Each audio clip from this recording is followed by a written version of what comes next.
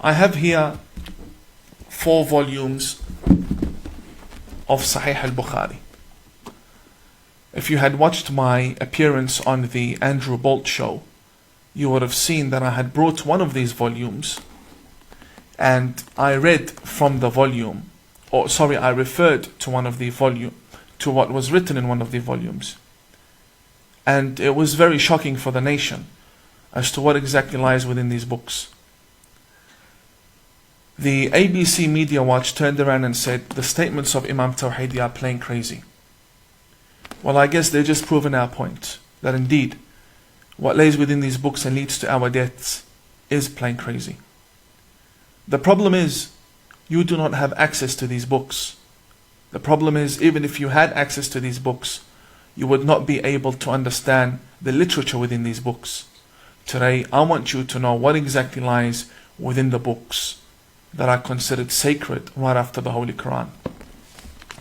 In every mosque, or in the majority of mosques and the majority of Muslim libraries and schools, the Holy Quran is placed right next to Sahih Bukhari.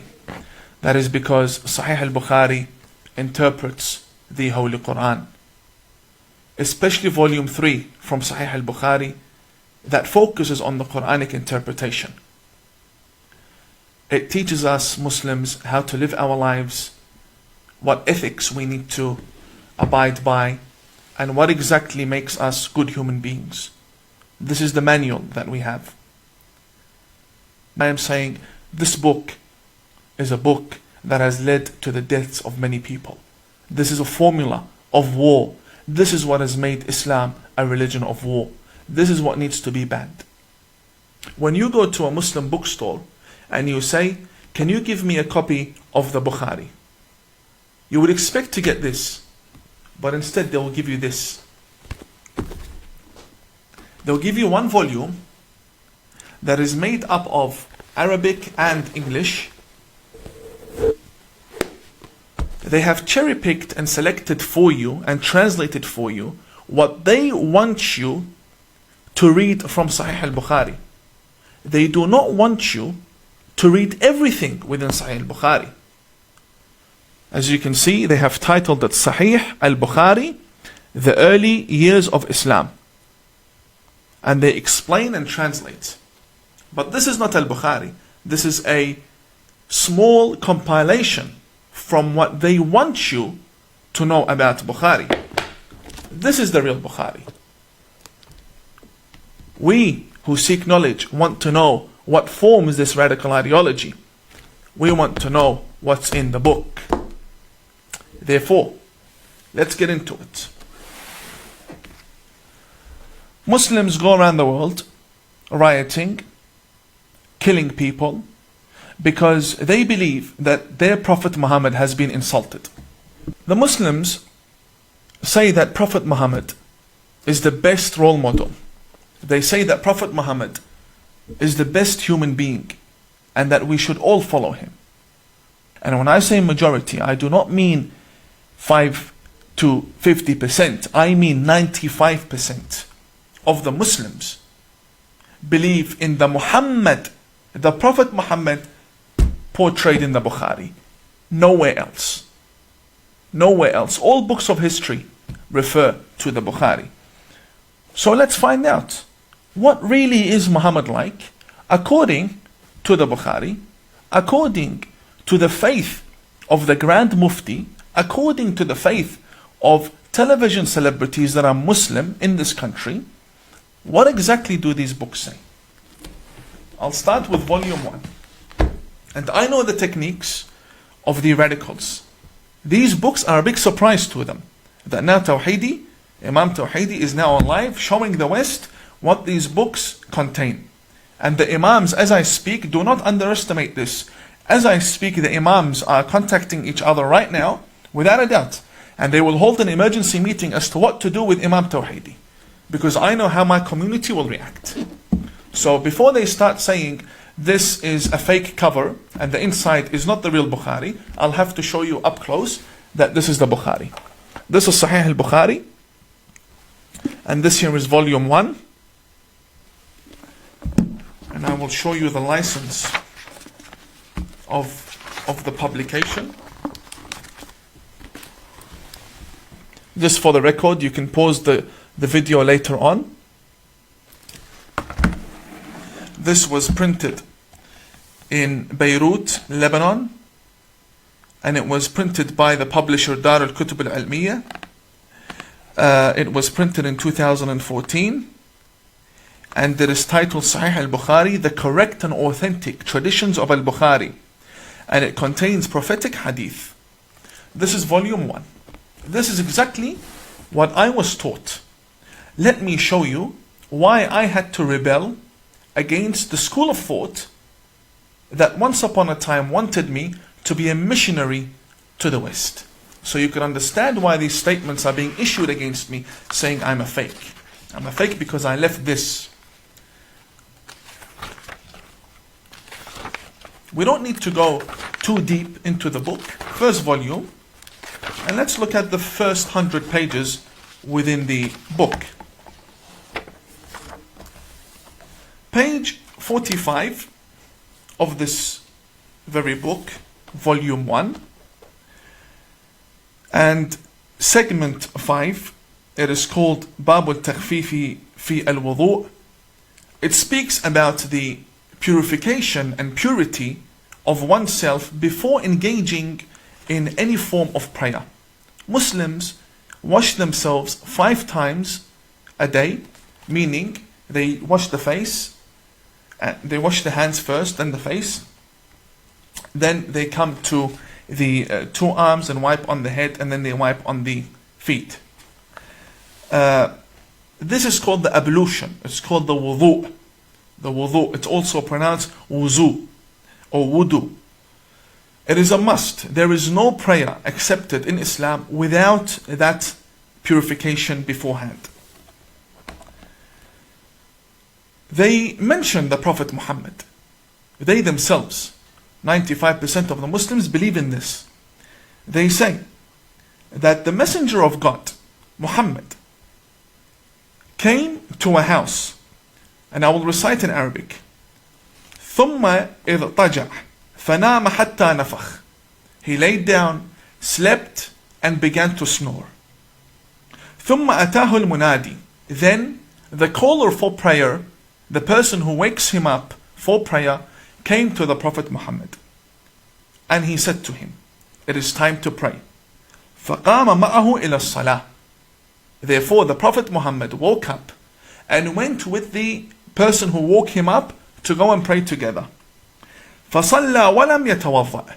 And Prophet Muhammad prayed without washing himself, without purifying himself. This shows you that the Prophet who taught these 95% of the Muslims to wash themselves before praying, he himself does not wash himself. He himself is a hypocrite. And he himself has no prayer that is accepted. This is what they believe in. This is the hypocrisy within the Bukhari. Now we Shia, we don't even believe the Prophet needs wudu to begin with. The Prophet and Imam Ali, they don't need wudu. They are pure. Jesus, Moses, all messengers of God are pure. Yes, Umar ibn al-Khattab needs wudu. Umar ibn al-Khattab, who spread Islam by the sword, he needs wudu. He needs purification. As for a prophet, it doesn't make sense. So number 1 we have here, let's make a list of this, and I advise you to make a list along with me. So we have a prophet who is not pure when praying. If we move to page number 47, segment 14, it says here what is much worse than what we had just listened to. It states that a man by the name of Abdullah bin Umar, he says, فَرَأَيْتُ رَسُولَ اللَّهِ يَقْضِي حَاجَتَهِ مُسْتَدْبِرَ الْقِبْلَةِ مُسْتَقْبِلَ الشَّامِ, which means I saw the messenger of God, I saw the apostle of God in public performing his number 1 and number 2 in the middle of the street while facing Sham. Sham basically means Palestine. In another tradition, it says that he was seen مستقبل بيت المقدس. He was seen facing towards Masjid al-Aqsa. Now we have the Palestinians, they're fighting for Masjid al-Aqsa. They're fighting for the Aqsa Mosque in Israel. And here the same Muslims tell us that their Prophet used to do number one and number two facing towards that direction. Deliberately. This is the Prophet you believe in. And this is the Bakri version of the Prophet. This is the Umari version. And a Prophet from God in the middle of the street. Doing number one, number two. For everyone to see him. And it gets reported in history after 1,400 years. And you're proud? You're proud to be following such a Prophet? If we come down to page 62. We're still within the first 100 pages. We're still within the first 100 pages. Page number 62.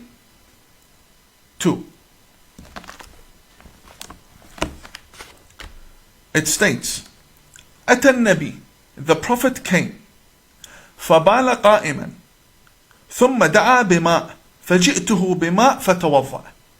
Which basically means, Prophet Muhammad came, and he urinated while standing up.